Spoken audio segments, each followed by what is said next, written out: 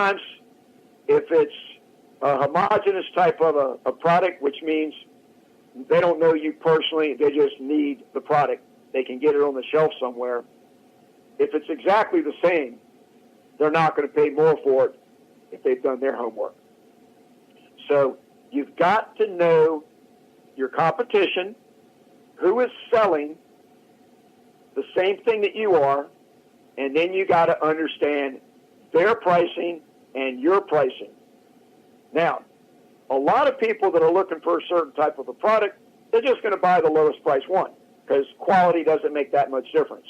But if you want to charge more, then you may have to be able to have them know that your product is of a higher quality, that perhaps the quality comes from the service that comes behind the product. We've all been deluged in our life with TV commercials for automotive companies. There's thousands and thousands of car dealerships that advertise on television that want to let you know that the reason that you want to buy from them, bring you their business, is because you are going to be there to give them the best possible service imaginable. Now, I know for a fact that in the house that I live, we have appliances. We've got a stove, a refrigerator, a freezer, a dishwasher, and a microwave.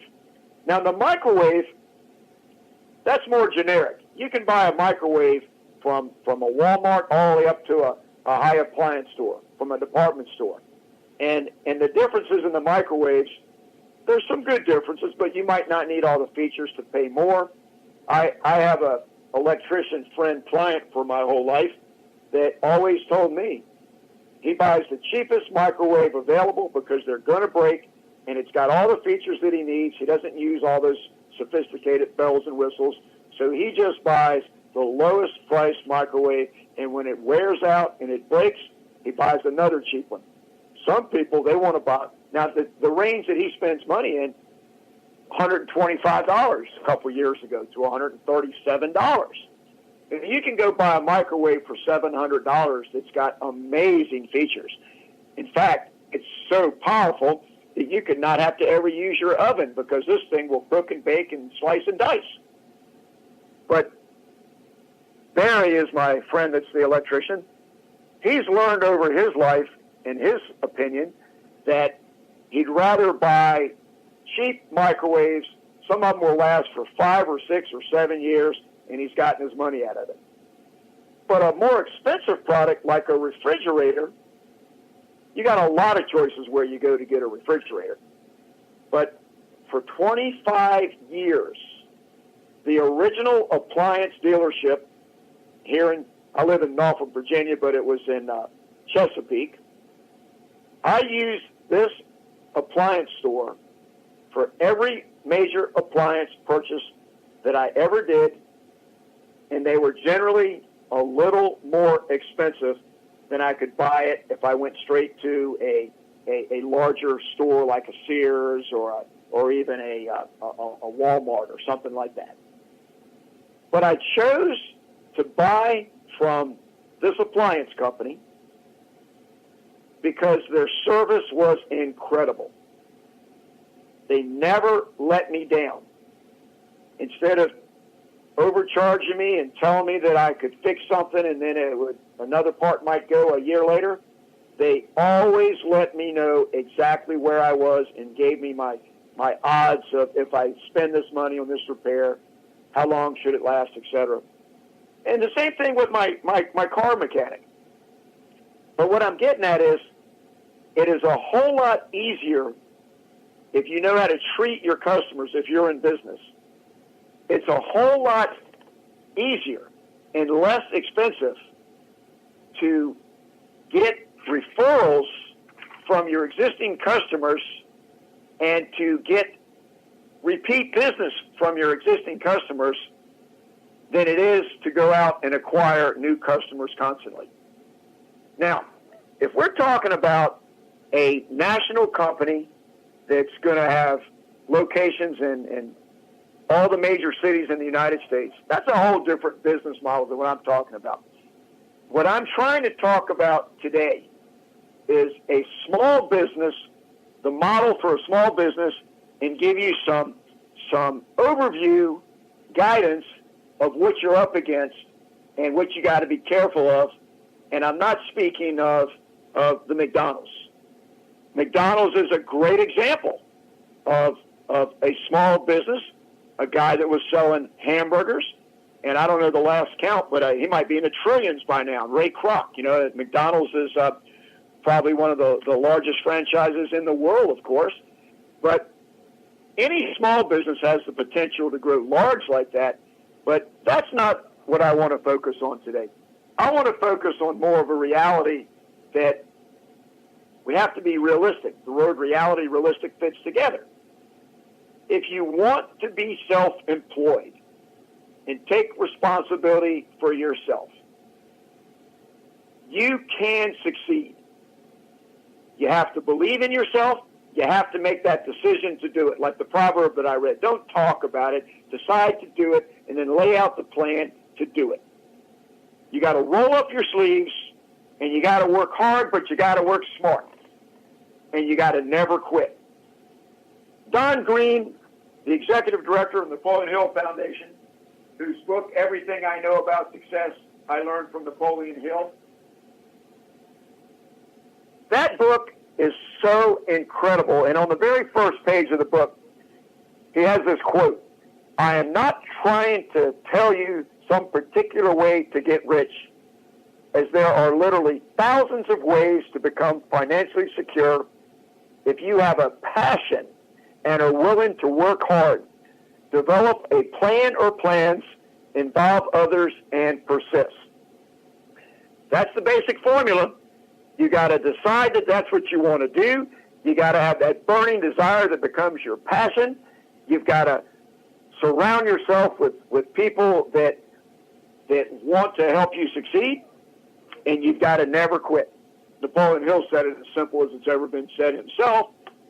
The secret to success is to know your desire and never quit.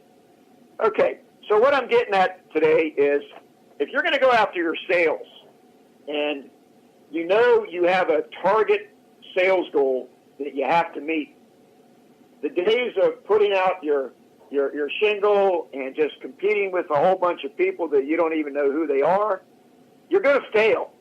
The internet has taken over. This may not be the exact statistic, but I think that last Christmas I read that it was the very first Christmas season that there were more sales online than there were not online. Well, we know that it's getting easier and easier with the way freight is so amazing. I'm just amazed that you can order something and you can get it the next day or in 2 days, the way they have all the depots with the way Federal Express and UPS and the U.S. Postal Service have mastered delivery. So it's harder and harder than it's ever been before to go into your own business and sell, because there's so many other choices people have. One of the main choices people have is price. Another one is quality. And so we're competing against those things. So let's make sure that when we have a product that we want to sell, that we price it right. Now, do your homework. You can get all kinds of information. Go to your local small business development center, and they'll help you figure out what your pricing needs to be. They've got databases that they can go into and tell you what the industry standards are in your geographical region. There's a lot of resources out there. I'm going to repeat that one for you. Small Business Development Center. It's nonprofit. It's affiliated with a small business administration, and each state has their own ones. I was a counselor for 15 years with them. They've got great counselors. They've got great services that they can provide you.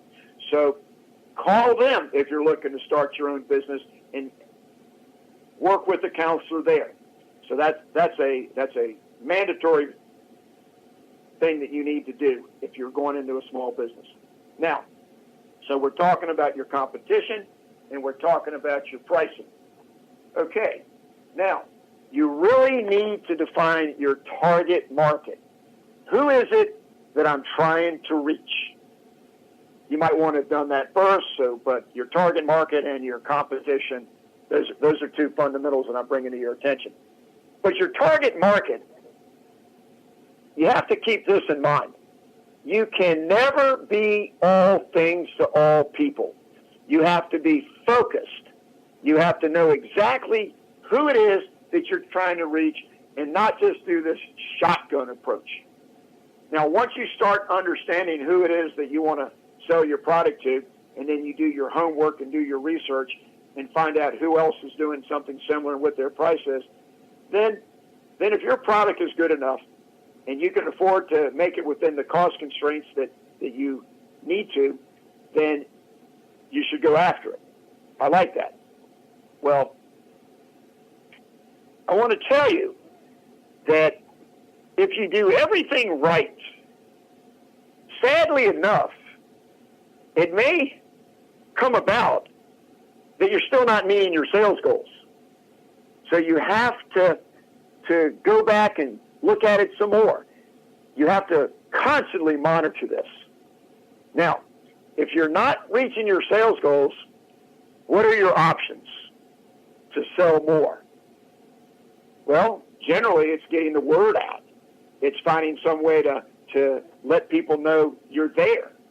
If you got the right price, if you really believe you have the right price, then you just got to get the word out better. And networking through the internet, social media, that's obviously a great way to get the word out. I told you already that word of mouth from existing customers is the number one thing that a small business should always do. But eventually it comes down to the idea of spending advertising dollars to market your product. Now let me give you the simplest example that I can. In Deerfield Correctional a couple years ago, I mentored a gentleman that was one of my favorite returning citizens that I ever had the pleasure to work with. It was 40 weeks in a row that he and I spent time together going over what his idea was. He was going to get out. He wanted to be self-employed. And his idea that he wanted to do was he wanted to go into the pressure washing business. He wanted to be able to use a pressure washer to clean sidings of houses, driveways, docks, things like that. And he had all the tools physically to do this, and he had some experience. He had been in prison for 14 years, I think, but he had already had some experience doing it, and it's not that complicated a business to be able to do what needs to be done to be able to clean somebody's house if you have the right equipment and all that stuff. But here's the key. You have to be able to have people know that you're there and buy your services. And this is where it got difficult for this individual. He was a little shy, and he wasn't gifted in the area of sales and marketing and talking. So that was his obstacle. So for weeks and weeks, we planned out, how are we going to do this? And I gave him insights on how to do a brochure, how to go on the computer, use word processing, and make a brochure, like a little flyer. We've all seen people that come by, and they got a pickup truck, and they've got their lawnmower in the back, and their rakes and so forth, and they drive around the neighborhoods, and they hand out flyers, and they ask people, would you let me take care of your yard? Well, if you can break into a nice neighborhood, and you're going to be doing like yard work like that, as opposed to pressure washing, it's the same concept. Getting that first customer is the key. And let me tell you a story real quick about getting that first customer. Years ago, I went into the marina business. I put together a group, and we bought interest in a local marina. It had been well established for 20-some years. It was a family business, but it never made a profit. Or if it did, it was very minor. one of the best compliments I ever got from my eventual partner that I